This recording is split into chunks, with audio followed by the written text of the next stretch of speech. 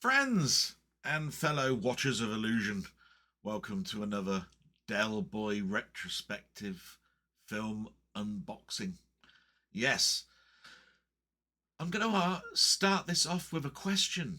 Have you ever been in a place where you're thinking of a film that you remember back in the day you loved, you thought it was a magical time, that when you think back to it, it gives you a funny, warm feeling. Um, but when you then go to rewatch it, it's still good, but not what you remember it to be. In other words, a bit like watching something with rose tinted glasses. Um, Today's retrospective is going to be on one of those types of films.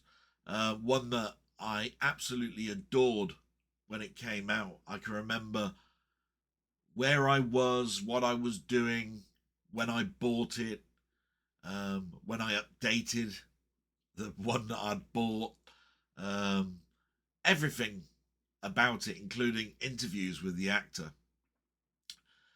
And I've come to watch it a couple of times now over the last 5 years, and it's not changed my opinion as being a favourite film of mine, but it definitely is a clumsy film, and a film that really I shouldn't like as much as I do. Um, and just want to put up the what we're going to be sort of like looking at today, and that is Steve Martin and Daryl Hannah's Roxanne. Yeah, so Roxanne is a romantic comedy, so not something that I would revere very highly when I was watching the film, because it was a 1987 film and I was more into science fiction, horror, slapstick comedy, drama. So a romantic comedy was something that I knew was there. Hoped it would be more funny than romantic, probably because although I wanted to go out, with girls, uh, I wasn't the sort of person that a girl would want to go out with. I wasn't that handsome, chisel edged person. All I had was what I thought was quite well read and meanings to things. Like I read lots of books, watched lots of films, listened to lots of music. So I thought I could carry conversations well, and my normal sort of like character would come out hiding, my shortcomings. And I think that's probably why this film meant something to me, because it's based on an 1897 verse play by Edmund Rosedance, and it's called Cyrano de Bergerac. And it's something that I remember studying at school, hated it. I was never very good at poetry. Um, but the subject matter was about a very strong charactered duelist, a swordsman, who um, was brash, strong-willed, uh, very well intelligence, wrote poetry and music, but had one stumbling block, and that was an incredibly big nose. And it was this chip in the diamond of what the character is, that sets the story of Cyrano de Bergerac. So when this film came out, um, I was quite intrigued. Steve Martin was now becoming one of my favourite comedians to watch, um, in the cinema. I remember loving The Jerk, finding it very amusing, The Man with Two Brains, thinking All of Me was a fantastic film, a tour de force of how to play characters, because Steve Martin had to play a half woman, half man. Very difficult, I would have thought, to do. And he'd been around for a long time because I'd seen him in the Muppet movie as a child. So, and we were starting to sort of like understand Saturday Night Live more. They were being rerun on Channel 4. All the old 70s and early 80s Saturday Night Lives were being shown late at night. And that's because they were never really syndicated in the UK when they were actually being broadcast in America.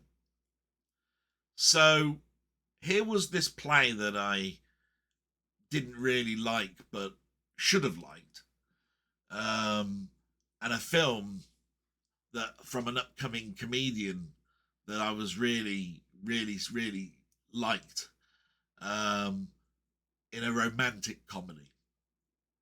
And it's quite an easy story to tell, really, because it really does follow closely Serenity de Bergerac. Steve Martin plays a character called C.D. Bales, and he's a sort of like a chief fireman. And he's well known amongst this small community town. I think it's in British Columbia. And everybody knows him. He's well liked, well known, well read, reads lots of books, knows how to put out fires, all that sort of stuff. But he's got one chip, and that is his nose. He has a huge big nose, and whenever somebody mentions his nose, he snaps. So what happened is, in one summer, a character called Roxanne, who's an astronomist, was going to rent out a house for the summer because she had found something in the sky that was not been discovered, and this was going to be the best place to discover this this astronomical event, which we find out is a comet later on, and so hires out the house from the character of Shelley Duvall. Now, the one thing you'll know about this film is that it takes a long time to set up, but it's because each character is unique, and we have to understand what small communities are like. And this is where I actually believed, when I was watching this film, small towns were like this. I lived in a small town myself, but it was nowhere near as close as these characters were. And I thought that in America, it was different. You know, everybody knew each other's business. Everybody knew everything about each other. In this particular town, all of these people that were firemen had their own business. One of the characters has got a shop, and it's called All Things Dead. it's just like that all the way through. So of course, C.D. Bales has a shop. You know, like I say, everybody seems to have a business. Anyway, getting back to the plot, Roxanne comes into town, immediately has an effect on C.D. Bales, Charlie, and their first meeting was quite telling, really, because she locked herself out of her house naked. She was trying to get the cat back into the house. The door closed behind her. She's stark naked. She just is in very close proximity to the firehouse, and manages to walk down the street hidden by bushes, and bumps into C.D. Bales by shouting at him from a bush, and says, "Will you help me? I'm locked out of the house." And you know, obviously, C.D. Bales says, "Yeah, come in. I'll go and get the tools." And she says, "I'm naked." "Ah, okay then. I'll help you." In a very Steve Martin way. They have a little conversation walking back towards the house, and we find out what a talented sort of person C.D. Bales is. He leaps onto the rails of this lovely wooden summer house, leaping from sort of like mid-roof to top roof till he gets into the house and then opens the door. And this is at the point where Roxanne can get in, put a dressing gown on, and at this time, being charismatic as C.D. Bowes is, he's already made a cheese board with fruit and some wine, and we learn just how sort of like quick-witted and dry, sort of a dry wit that C.D. Bowes has. He acts the fool, but with intelligence. But there comes a point where the nose will be an issue. And that's the point where he has to drink a glass of wine. And of course, with such a big nose and with fluted glasses, he can't. So he does the only thing that he thinks he can do, and that is he puts his nose in the glass and sniffs. And that's it. Boom. Wine straight into him, and he calls it a party trick. I think that gave a huge impression to Roxanne. But the following day, a new fire person was coming in to help with the fire brigade. This was to try and help them become a very good fire brigade rather than this mess that they actually were. And he's a charismatic, chiseled, very muscular, tall, attractive guy. The problem with this guy is he's backwards at having conversations with attractive girls. When he meets somebody, a girl with the same sort of intelligence, then basically he has no problem. But he falls for Roxanne, and basically every time he sees her or meets her, he throws up, sick, worried to death. So he actually confronts C.D. Bowes and asks, will you help me woo this girl, try and get a date with her. And they form out a plan on how they can get round this problem of insecure, of throwing up every time he meets her.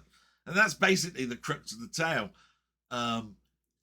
It's really a drama-y type comedy.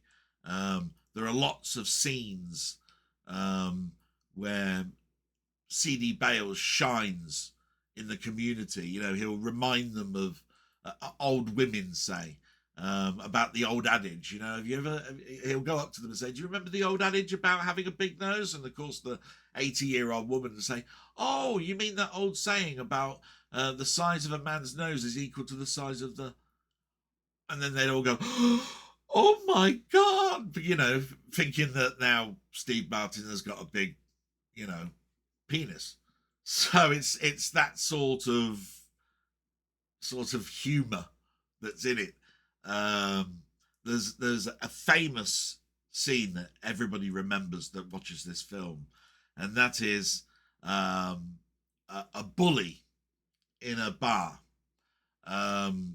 picks on sort of like C.D. Bowes, and just as he's walking out, and he says, is that all you've got to say, big nose? And of course it's a very much like a year before's Back to the Future with Marty McFly's chicken statement that causes him to snap. And he goes to the bully, is that the best you can come out with? I've got this thing out of my face, and the only thing you can come out with is big nose. So he sort of like states to him, I can come out with so many better ways that you could have done that. And here's darts, fire them at that dartboard. One dart, whichever number that you hit on the dartboard, I'll come out with that many something betters. And the guy throws a dart, hits the 20. And he goes, oh, and then 2 out of 3. Throws it, hits 20 again. He goes, okay, 20 things better than big nose. and we get some classics. Now, there's ones from Pinocchio, there's ones from Out of Cyrano de Bergerac, and then there are obviously new ones. Some such classics like It Must Be Wonderful to Smell the Coffee in Brazil, or Keep That Man Away from My Cocaine, or It Must Be Wonderful to Be Able to Give the Birds Something Like This to Perch on. All of these things just absolutely hilarious.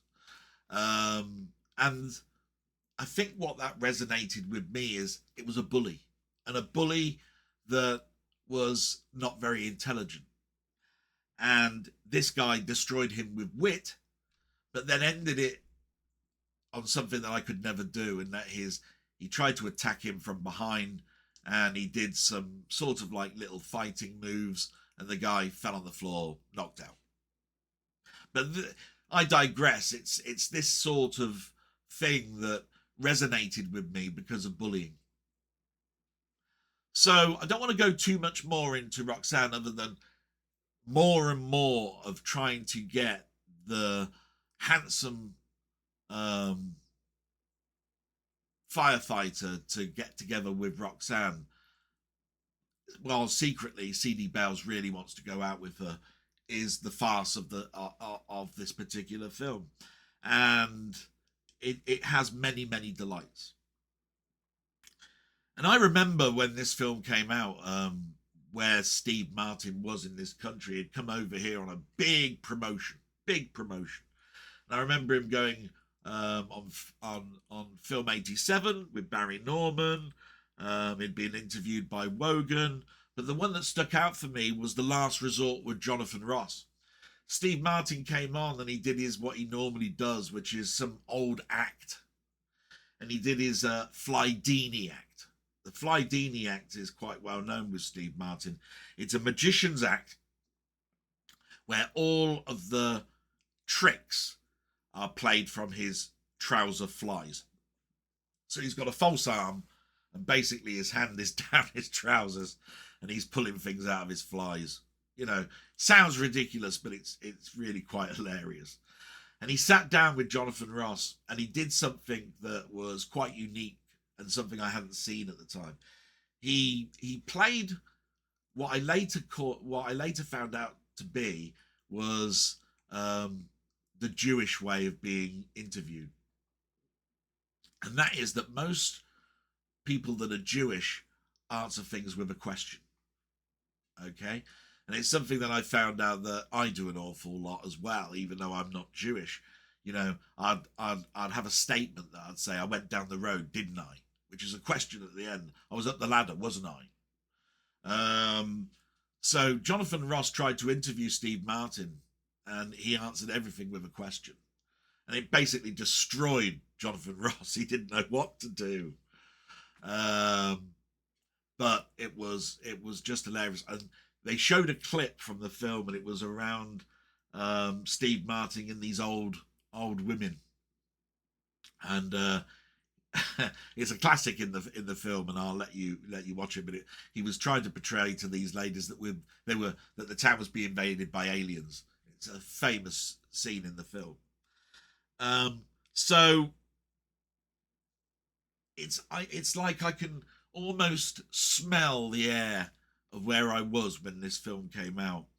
And the thing about it is, doing a retrospective is it's clumsy. It's a clumsy film. It takes an age to set up, and every single scene that's in it seems to be a sketch put together. It's like it doesn't sort of flow like a romantic comedy.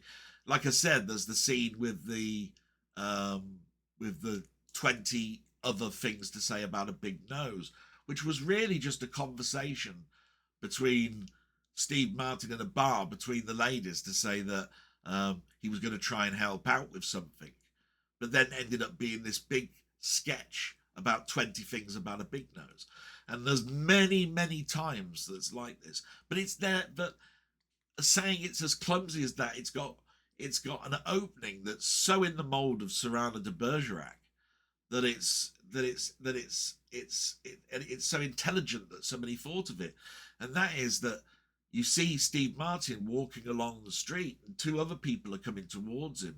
He's got a tennis racket in his hand, and these two people mention about his nose, and he fights these two people with a tennis racket. That's the duelist. That's the duelist part of Cyrano de Bergerac. So you can see it's an intelligent play. And I'm making it sound really boring, but it's got many, many fantastic comedy elements to it. It's just, when you look at it now, with so many other films that have come after it, it's clumsy. But this must have been, I think, the jumping point for the greatness of Steve Martin. In the same year as Roxanne came out, and it came out in the summer, Planes, Trains and Automobiles came out in the Thanksgiving era of that year. And Planes, Trains and Automobiles, again, is one of those films that I just hold in such high regard. And I've already mentioned about the films that led up to Roxanne. So in my mind, after 1987, Steve Martin could do no wrong.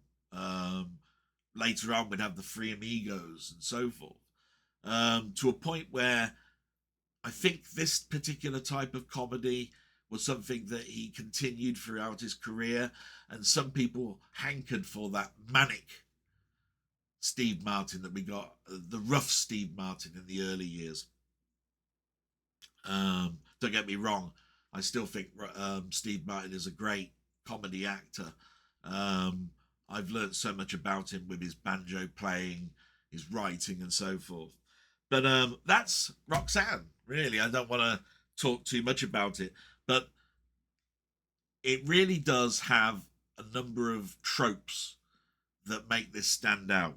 So there are parts of intelligence, wit, love, community, deception, bullying, farce, and insecurity. And those things gel it together into being something a little bit unique. So here's my copy of Roxanne, and you can see that I haven't got it opened. It's another unboxing. I've seen this many, many times. I've seen a high definition version digital, uncompressed, so I know sort of what the picture is like. Put that over here, and I'll just show you the case. It's a standard Blu-ray case on the back. And the nice thing about this one is it has a Blu-ray and a DVD inside it. So I take this out, and I'll take the discs out.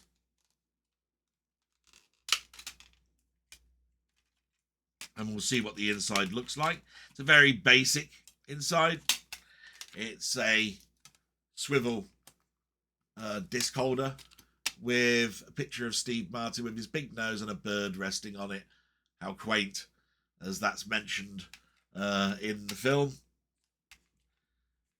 And then you've got the DVD, a nice picture of Steve Martin and Daryl Hannah.